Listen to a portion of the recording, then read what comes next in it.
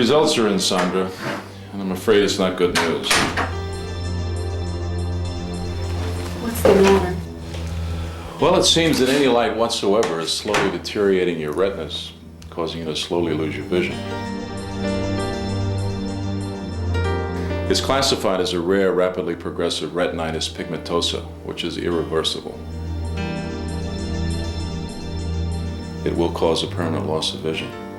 I've never seen anything like this. It behaves so aggressively, and contrary to modern scientific knowledge, your retinas are being eaten away. That's probably why you're having decreased vision and headaches. This could be the first phase of the disease. In other words, Sandra, you're going blind. I'm going blind.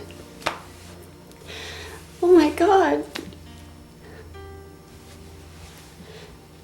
What do I do? Keep your eyes closed tight. I believe we can stop this condition if we can prevent any light exposed to your eyes whatsoever. When your eyes are open, your retinas are literally burning away. If you keep your eyes open, you'll have about 24 hours left to see before you go completely blind. Remember that every minute your eyes are open is a minute ticking off the clock. And in the meantime, you'll need to wear this.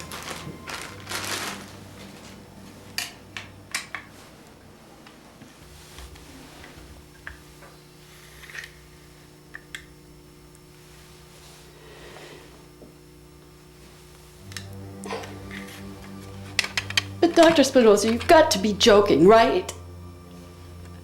I can't live like this. What about my kids? I'm a single mom. There's got to be another way. My job. How am I going to keep my job? You don't have a choice right now, Sandra. You still have your sight. You're just trying to protect it until we can somehow find a way to control or reverse the process of the disease. It's either wear these or in 24 hours, total blindness. But for right now, you and I are both in the dark. Well, how am I going to get home? Don't worry about that, Sandra. I'll take you home.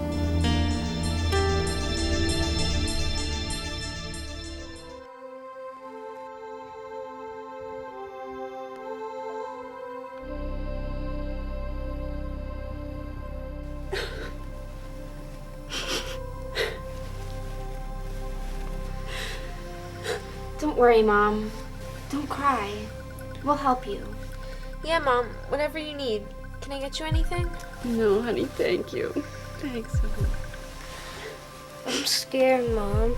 Oh, Mom, I don't like this. it's okay, my baby. You know what? Everything's gonna be okay and over soon. Everything will be back to normal, okay? Mom, don't worry. We'll take care of everything. Come on, Jan. Let's go get dinner.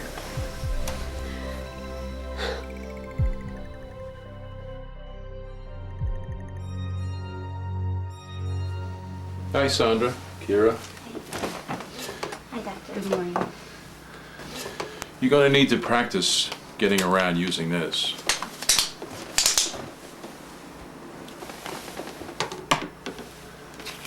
And here's the address of the AVI. It's the Association of Visually Impaired. They'll show you how to use the cane and help you get around. Kira, your mom's going to need your help now more than ever. It'll be difficult for her in the beginning, but she'll get the hang of it. In the meantime, my research is continuing, and I've sent your biopsy specimen to the National Eye Institute for further evaluation. Thank you, Dr. Spinoza. I'll try my best, and I guess I should call my boss and let him know I won't be in for a while. That's a good idea. Do you need a ride home? Oh, no thanks, Doc. I've got my car. Well, let's go, Mom. We've got a lot of work to do. Yeah. Thank you.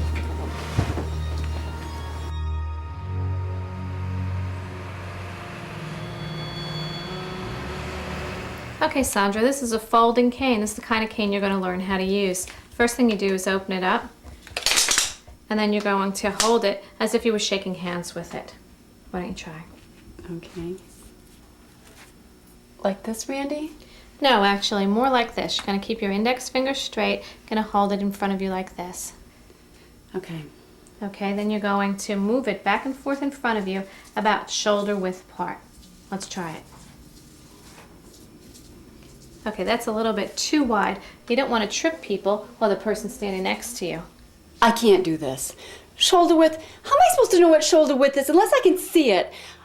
I just can't do this. It just doesn't feel right. Mom, put your glasses on. You know how important it is to keep your glasses on. Now, all you need is some practice. You can do this. I'll help you.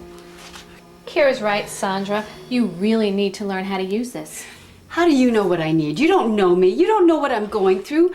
Nobody understands what I'm going through. You know, I need a cure, okay? That's what I need. I need a cure. Come on, Mom. We talked about that before we came, right? You said you'd try. You said you'd make the best of it. Now, these people, they're here trying to help you. That's right. We're here to help you. Everyone gets upset when they first learn how to use a cane, but we're going to be here for you every step of the way. No pun intended. All right, I know. I appreciate what you're doing for me. I'm just scared. I don't want to go blind. Mom, please try. All right, so how does this work? Okay, so you're going to step out with your right foot, with the cane on the left side, then you're going to move it back and forth as you go, moving it one time for every footstep that you take. Okay, why don't you take a couple steps ahead and try. Okay. That's good. Now why don't you turn around and come back towards us.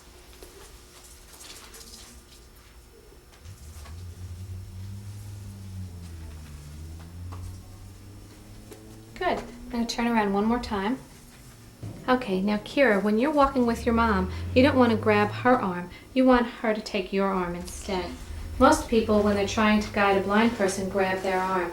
But we teach them not to do that. It's better for a blind person if they're holding onto your arm instead. I understand. That makes sense. Okay, why don't we walk a little bit like that?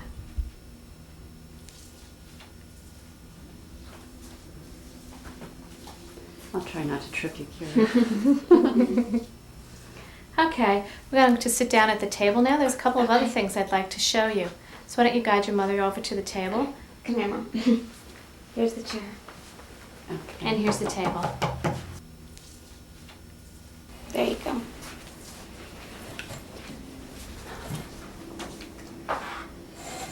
Okay, Sandra, first thing I want to show you is a talking watch so that you'll know what time it is. You're going to take this watch and push the button. It's going to tell you what time it is. It's 12:37 p.m.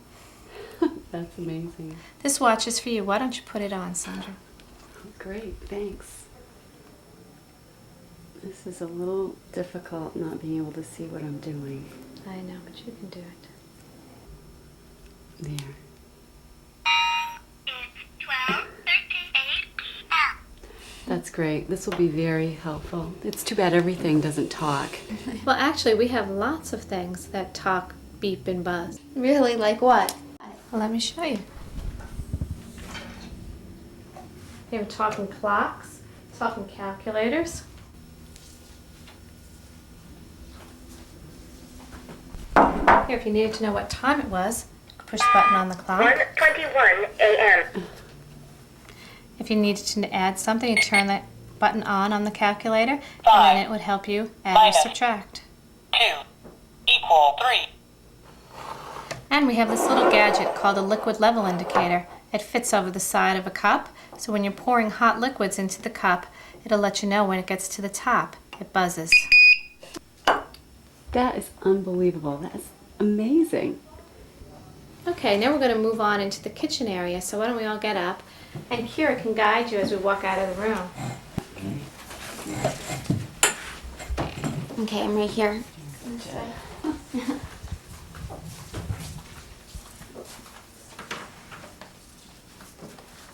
You wait at the door. Okay.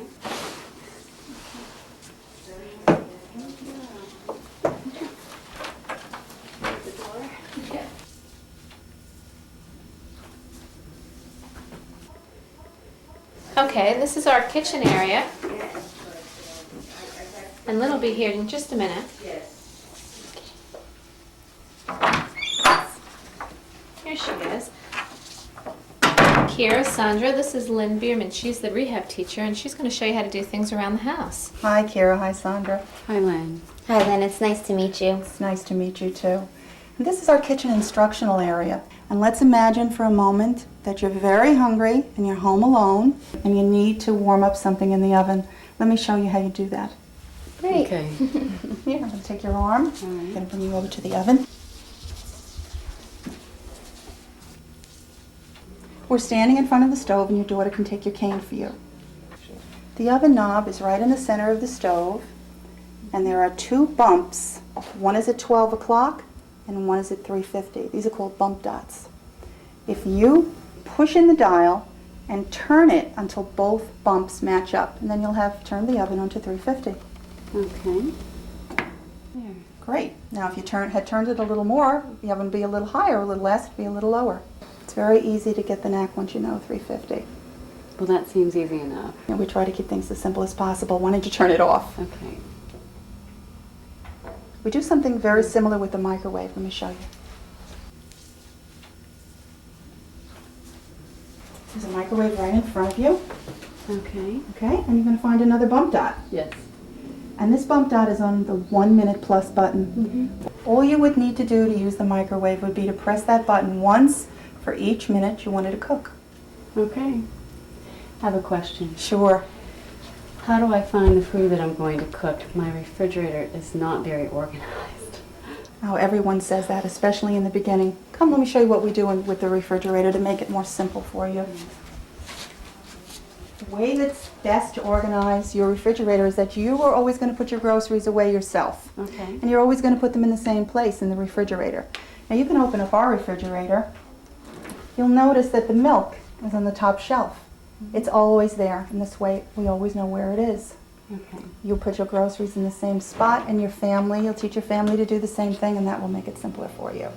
Well, we'll have to teach them that. Good. Okay, let's go on to the dishwasher.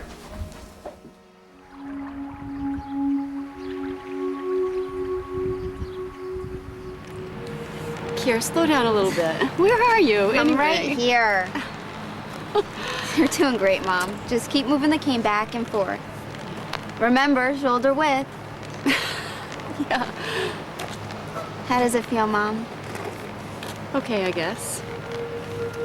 You know, it's hard, and it's scary, too, after being able to see for 43 years, and all of a sudden you're in the dark, unable to see what's right in front of you. Oh, I'm terrified. I can imagine. Well, actually, I can't imagine it. All I know is that blind people do it every day and they get by. Yeah, I know, but I can't believe it's happening to me. Look, Mom, I know that this isn't gonna be easy for you. God, if it were me, I don't even know if I can do it. But I know you can. Mom, you're such a strong person. I mean, you've raised us all on your own. And yes, there were some tough times. Well, that's true. But we've always seemed to manage. We've always gotten by. And you made sure we were never without. And now I know you're gonna get by. Until the doctor can find you a cure. You're right, Kiera. I've got to keep a good attitude. Thanks, Kiera. Thank God I have you. Kiera, what happened? Hey, shut up, lady. Give me your money or your neck. Who is that? Kiera, you all right? Are you all right? Quick, hand over the money. Help! I told you, lady, I want your money. Quick, hand it over. Help! I told you to shut up, lady. Now I gotta shut you up.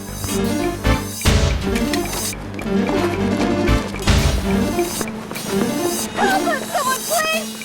Help us, please! Kiera! Help us! Someone please help us! Give me another pressure. Kiera, can you squeeze my hands? Can you hear me? Can you squeeze my hands? All right, IV's in place. Sandra, I'm taking your vital signs. Sandra, do you remember what happened? Yeah, I remember. We were mugged. Oh my God. How's my daughter? I don't know. She's in the other ambulance. What you got? 150 over 110. This is Arvac coming in with a trauma stat of a young woman, victim of an assault. She has multiple head injuries, facial injuries, parietal contusions, blood pressure 150 over 110. She's hypertensive, IV's in place. We have an ETA of 3 minutes. Why are you keeping your eyes closed? I have this condition. My doctor tells me it's very rare and I'm going blind. I can't let any light into my eyes because that's what's burning away my retinas, which is causing me to slowly go blind. I can't believe it's true, though. That's why we were out here. My daughter was helping me learn how to walk with my cane. Oh my God, I can't believe it. We were mugged. Turn wide. Kira, talk to me. Can you hear me? Can you hear me? This is Arvac. We're bringing in a 43-year-old female. She was assaulted in a park. She has a head injury, but she's conscious and alert.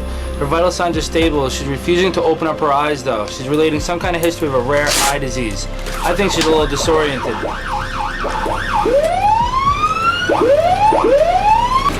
Kira, come on. Can you hear me? Can you hear me? We're gonna have to tube when we get there. Can you squeeze my hands? Can you tell me which finger I'm touching? My index fingers. Can you wiggle your toes?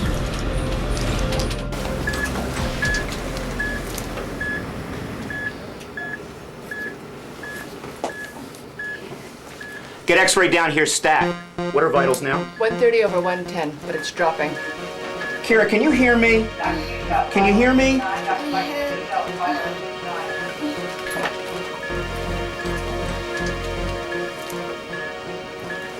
No, she's in and out of consciousness. We need to protect her airway. I want to intubate her. We want to get her to CAT scan right away.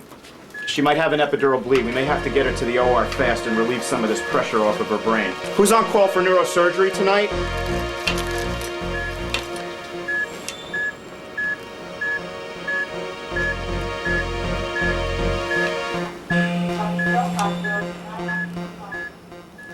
My daughter, nurse. How's my daughter? She's on her way to the operating room. Why? What's wrong with her? I'm not sure. She's unconscious, but she's getting the very best of care.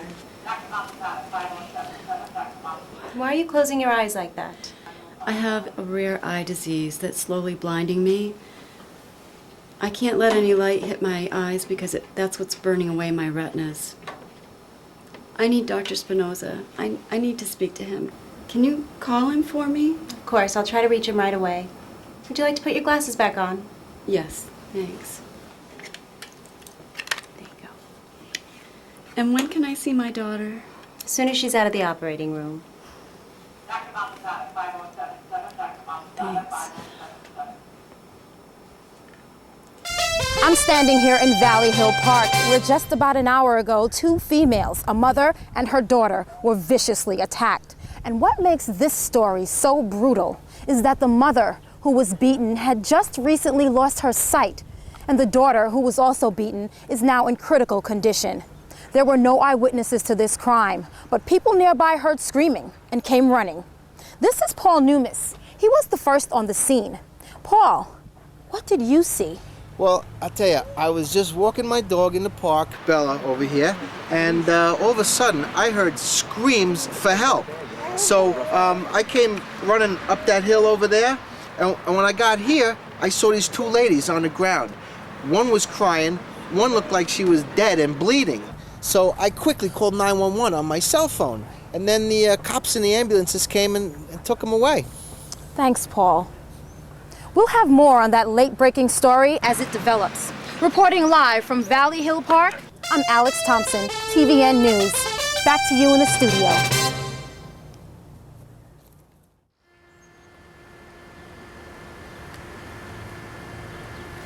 I know this is not the best time, but the sooner we get some information, the sooner we can find this guy. I'll do whatever I can. Well, obviously you couldn't give us a description of him. Yes I can. I got a good look at him. That face, I will never forget that face. But you're blind, aren't you? No, I'm not.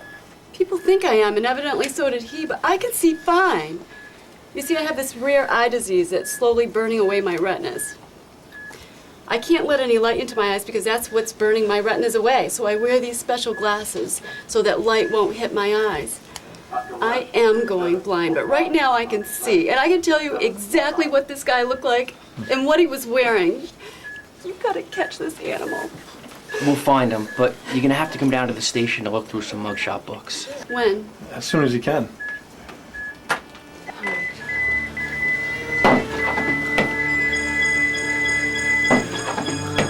CPR now. Is she okay? Dr. White, Dr. White, Someone tell me what's happening. I'm afraid I'm going to have to ask you all to wait outside. Kids.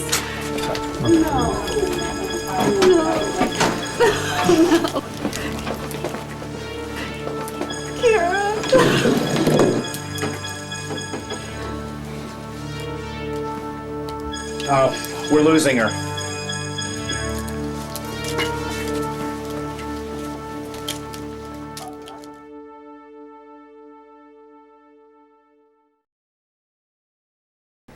It'll be all right. Sandra, Yes. I'm Dr. Weiss. Kids, could you wait outside for a moment while I talk to your mom? What's happening? How is she? Is she all right? I'm afraid I have some bad news for you. The blow to her head put her into a coma. She had a lot of brain damage. We did everything that we could, but she never came out of the coma. I'm sorry, we couldn't save her. You couldn't save her? You couldn't save Kira? She's dead? Is that what you're saying? My daughter's dead. I'm afraid so. No, Kira. No, she can't be. Oh, no. No, she can't be. No. What happened? No. We did everything we could. Oh, gosh. I'm so sorry. I can't believe it. Oh, Kira.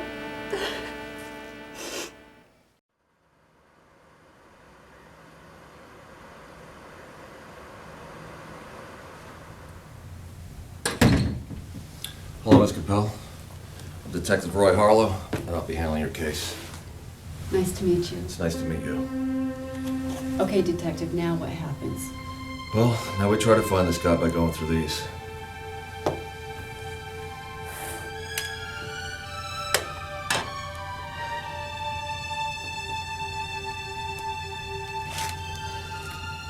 All these? I'm afraid so. That's just for starters. If you can't find him in here, we've got all these to go through.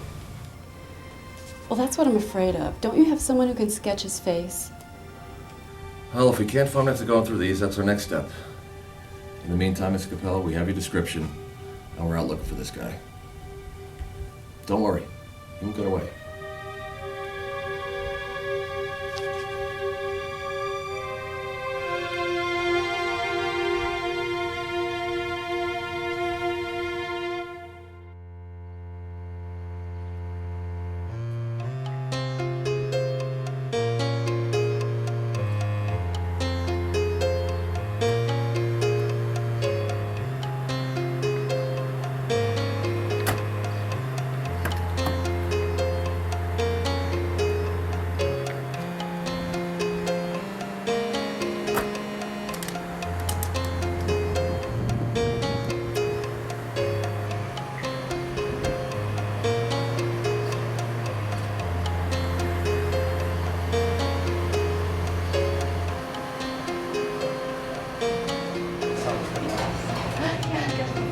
Hi. Do you know what you want? Coffee? Yes, thanks. Cream and sugar, and there'll be two of us. I'm waiting for someone. I'll be right back with the cream. The sugar's right here on the table. Be right back with the coffee. Thank you.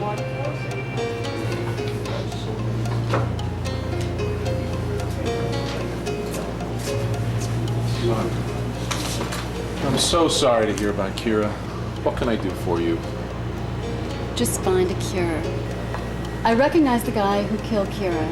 It took me hours of looking through those books. The police have picked him up, and now I have to go identify him. I just don't know how much time I have left. I need my sight to convict him in court.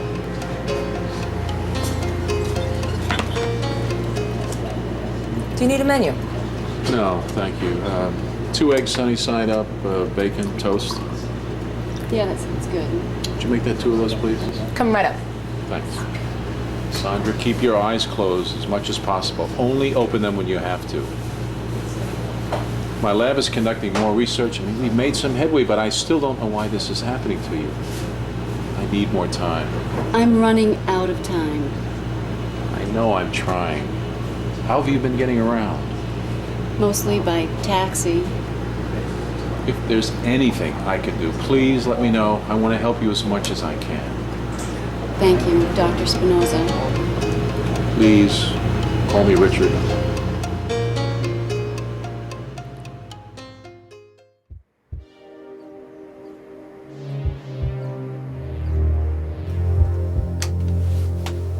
Line up.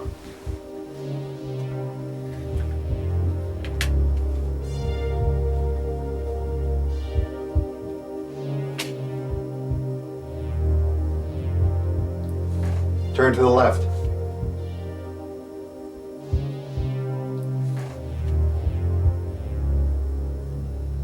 Turn to the right.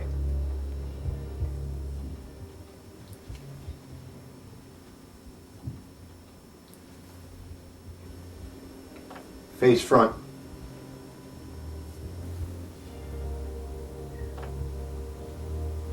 Have a seat. That's him, second on the left. That's the guy. Are you sure? I'm positive that's him. Number 2, step forward. Turn around. Your hands behind your back.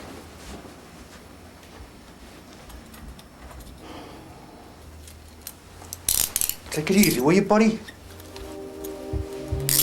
You're under arrest for the murder of Kira Capel. So you have the right to remain silent. You have the right to an attorney.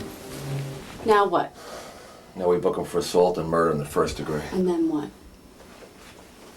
Sandra, this is Mark Sharon. He's a DA, the district attorney. He'll be handling your case. I'm gonna let him answer that for you. We'll go to the grand jury to indict him for capital murder. Then he'll be arraigned, denied bail, and the judge will set a trial date. Then we'll prove to a jury that he assaulted you and murdered your daughter. After he's convicted, we'll push for the death penalty. Good. Okay. Okay.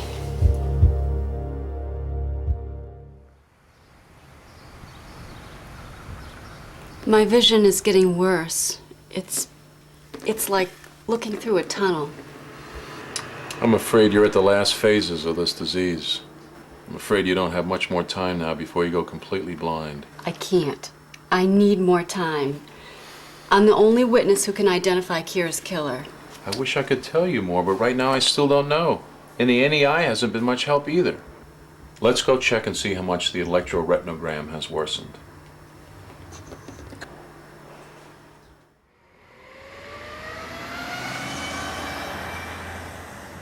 All rise. Come to order. The Honorable Justice A.J. Langhorne presiding.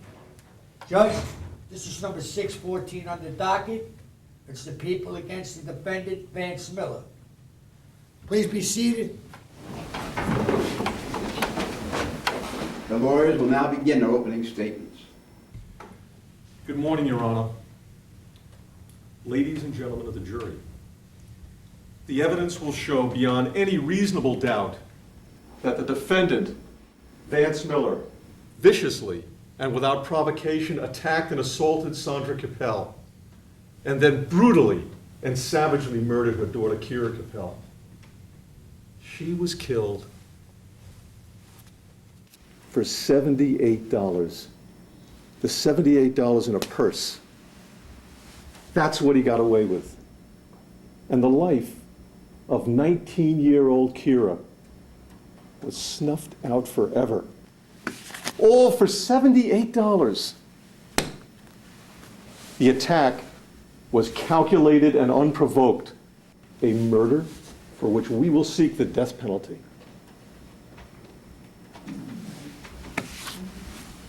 Mr. Chambers, you wish to make an opening statement? Yes, Your Honor, I would. Proceed. Thank you, Your Honor. Yes, it is a shame. It's a shame when someone dies at the hands of a cold-blooded killer. It's a terrible tragedy. But the fact is that my client, Vance Miller, is not that killer. The people will be unable to prove that Vance was anywhere near Valley Hill Park on the day that Sandra was assaulted and her daughter Kira murdered. They can't prove that. They can't prove that because Vance was at his girlfriend's house helping her paint her kitchen on the day this happened. There's not a shred of evidence that links Vance to this terrible crime. This is not only a tragedy for the Capel family, it's also a tragedy for the Miller family. What we have here, ladies and gentlemen of the jury, is a clear case of mistaken identity. And the real killer is still out there. Not here in this courtroom. Counselor, you may call your first witness to the stand. The people call Detective Roy Harlow to the stand.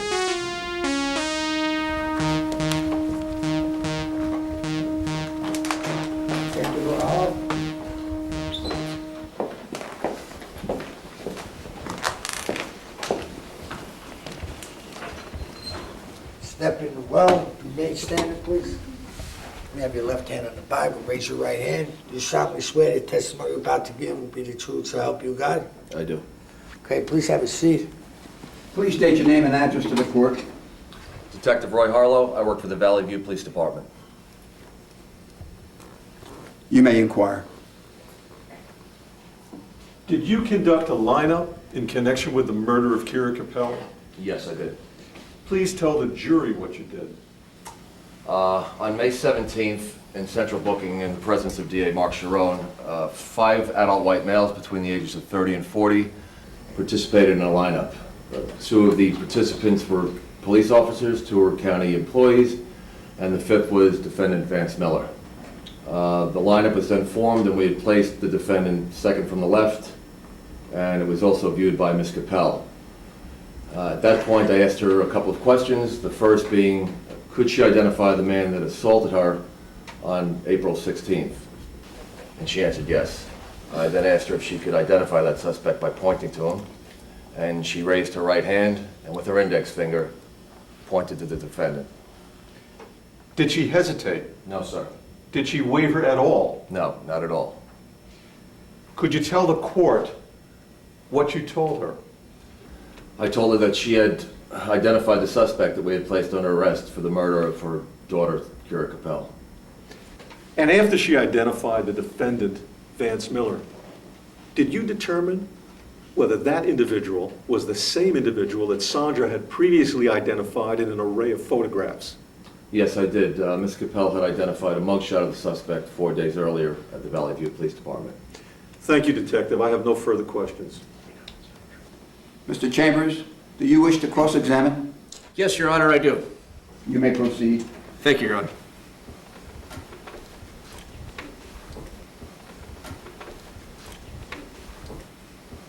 Detective, you would agree that at the time Sandra identified Vance in the lineup, she was wearing dark glasses and walking with a cane. You would agree with that? No, she had taken the glasses off when she identified the suspect. Detective, you would agree that when she picked out Vance's photograph from a mug book, she was wearing those dark glasses? No, she had taken them off at that time also. Detective, isn't it a fact that before she identified Vance in the lineup, she actually told you that she witnessed the assault and the attack on her daughter? Isn't that a fact? Yes, that's true. That's what Ms. Capel told me.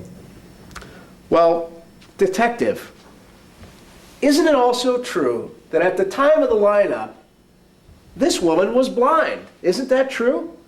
No, it's not true. What do you mean it's not? I mean, she told me she had a rare eye disease. What do you mean she has a rare eye disease? She was wearing dark glasses and walking with a cane, wasn't she? She was wearing the dark glasses because she had a rare eye disease, and the glasses helped protect her eyes from the sunlight. The glasses were actually helping her prolong her vision. Well, Detective, isn't it a fact that she was having difficulty seeing at the time of the assault And at the time of the lineup? No, she could see fine.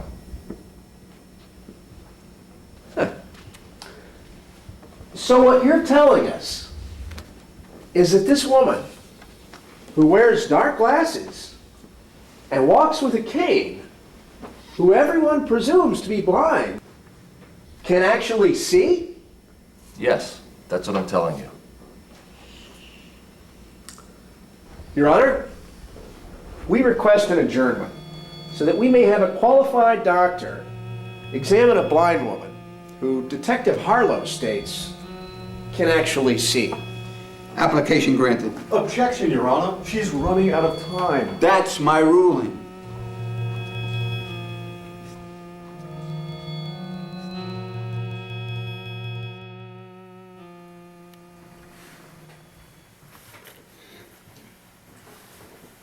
Good morning, ladies and gentlemen of the jury. Good morning. Counselors, Mr. Chambers, are you satisfied with the results of the medical examination that you had conducted while this court was adjourned? Yes, Your Honor. Would you like to introduce it as evidence? No, Your Honor. Mr. Sharon, what's your position? Your Honor, the people offer into evidence the report of Dr. Richard Spinoza, ophthalmologist. Application granted. Objection, Your Honor. Overruled. You may call your next witness. The people call Sandra Capel to the stand.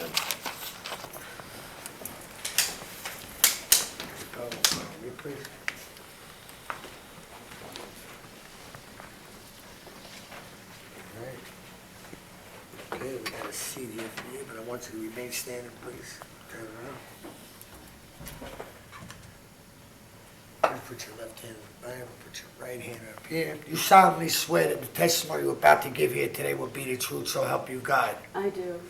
Okay, please take a seat. Get back. Right here. There you go. There, this is yours. Please state your name and address to the court. Sandra Capel, 89 Perkins Road. You may inquire. Sandra, were you present at Valley Hill Park on April 16th? I was. Could you tell us what happened? I was walking with my daughter. She was helping me learn how to walk with my cane. I have a very rare eye disease that's slowly blinding me. When all of a sudden we were attacked, my daughter was hit and fell to the ground, and I screamed. And when she tried to get up to help me, she was hit in the head with a gun and fell down again. I said, "What do you want?" And he said, "Your money." And I screamed again, and that's when he hit me in the head, knocking me over. And that's when my glasses fell off, and I got a good look at him. What happened next? He grabbed my pocketbook and ran off.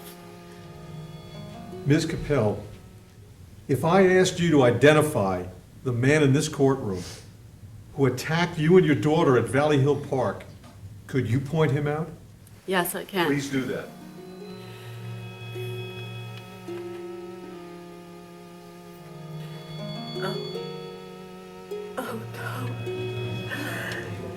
Oh, no.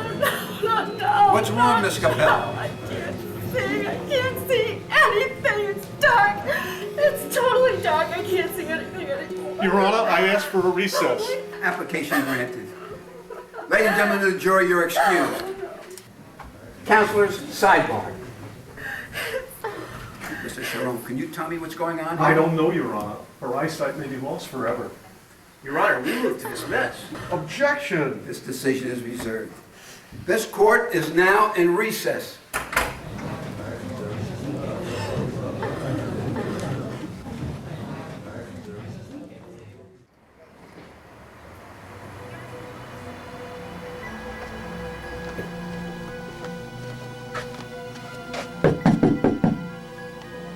Who's there? It's Richard. Oh, Richard, hang on a second. Okay.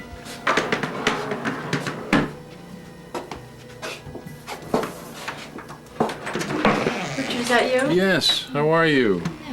Come in. Richard, I can't see anything anymore. Come on in. We'll sit down and we'll talk about it. Come sit over. I'll sit over here. Well, I'm totally blind. Now what? Well, it seems the only thing we can do is experimental procedure, a radical ocular transplant. It's never been attempted before. I can't guarantee you'll have complete vision restored, if at all. But it's our only option right now. Are you up for it? I have nothing left to lose. I have to get my sight back. Not just for me, but for my daughter. When can it be done? I can set it up for you in the next few days. In the meantime, call your lawyer and have the trial postponed for a few weeks. All right. I'll do that as soon as I can. Good girl. Thank you.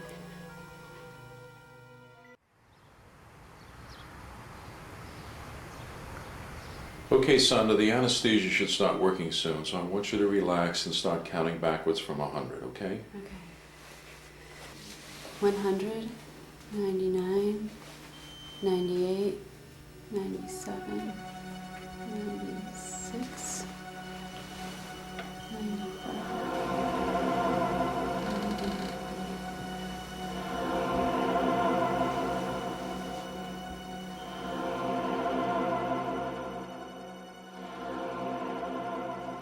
Sandra, are you awake? Yeah, I hear ya. Mom, I love you. Oh, hi, Jenny. I love you too. Jason's here too. Oh, baby. Hi, baby. I love you too. Oh. Hi, Mommy. Mom, how you feeling? Oh, a bit groggy. Now what, Dr. Spinoza? Well, we wait for some of the swelling to go away, and then we'll take off her bandages, and hopefully your mom will be able to see again. I'm a little scared, Richard. You have every right to be, Sandra, but I'm confident and optimistic everything went smoothly and without complications. I wish Kira were here. I'm sure she is in spirit.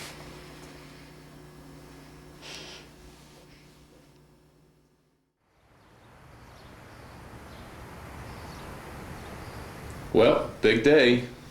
Well, I've been praying. I hope your prayers have been answered. Yeah. Well, come on, let's see what we got.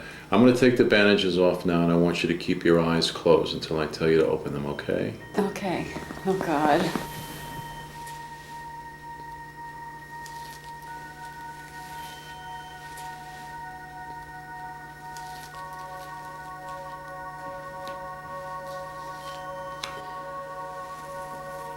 That's good. The swelling's gone down considerably. Okay, now open your eyes slowly.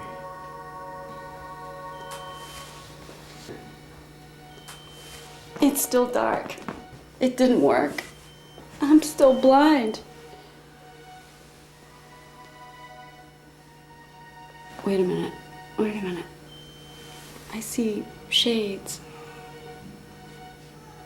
I see light.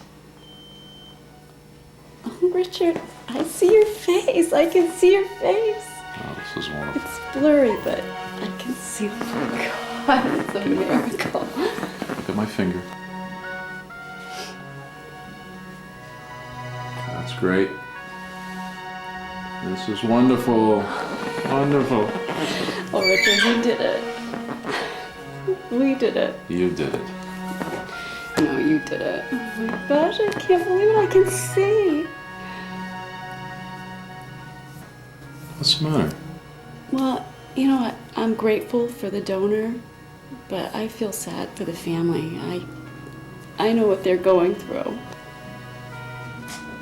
Look at yourself. Oh my gosh, they're a different color. Sandra, it was Kira's dying wish that she donate her eyes to you. What are you saying?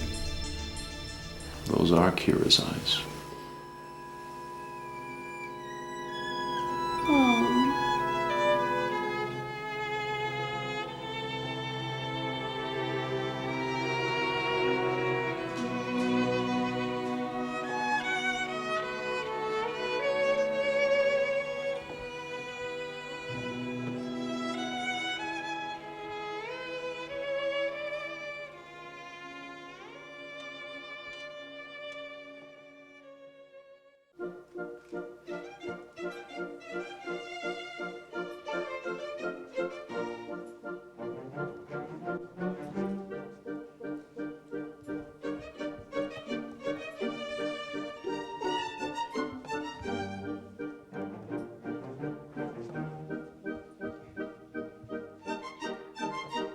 you.